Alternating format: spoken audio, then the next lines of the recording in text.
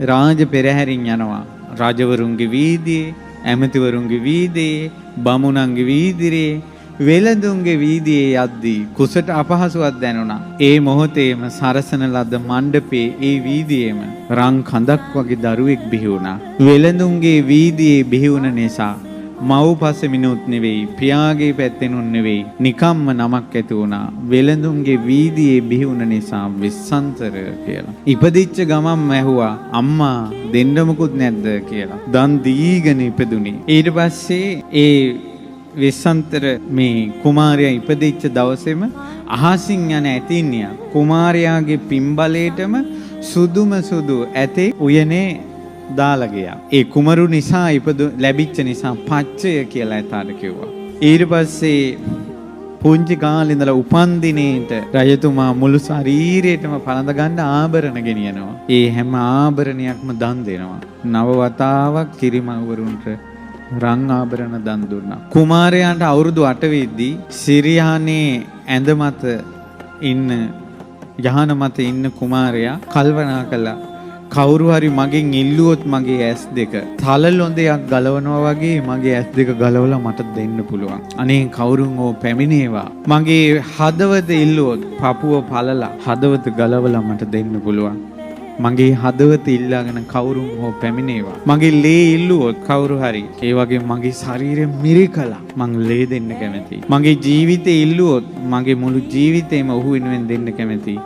කවුරුන් හෝ පැමිණේවා මාගේ ජීවිතය ඉල්ලගෙන. ඊට පස්සේ මේ විදිහට මේ කුමාරයා අවුරුදු 16 වෙනකොට මදුරටම ඉපදිච්ච කුමාරිකාවක් වන මද්දී දේවිය සමග විවාහ වුණා.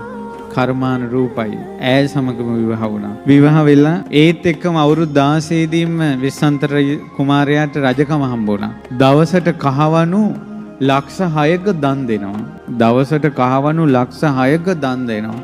කොහොම දන් දීම නවද්ද? මෙහෙම ඉන්නකොට මද්දී දේවියට පුතෙක් උපන්නා.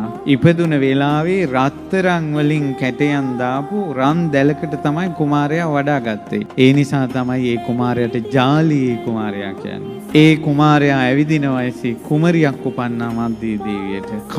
කළු අඳුන් දිවි සමකින් කැටයන් කරපු වස්ත්‍රයකින් වඩා ගත්තේ. ඒ නිසා තමයි කන්නජිනා කියන්නේ.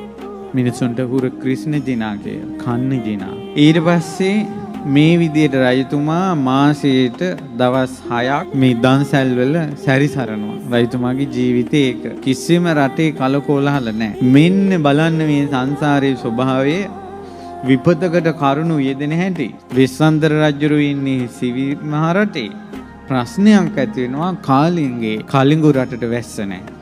රජුරෝ උපෝසතේ සමාදන් වෙලා වැස්සිල්ලුව වැස්ස නැහැ. ඇමතිවරු කිව්වා සිවි රටේ ඉන්නවා සුදු ඇතෙක්. විස්සන්තර රජතුමා දන් දෙනවා. ඒ ඇතා අරගෙන ආවොත් නම් මෙහි වහිනවා.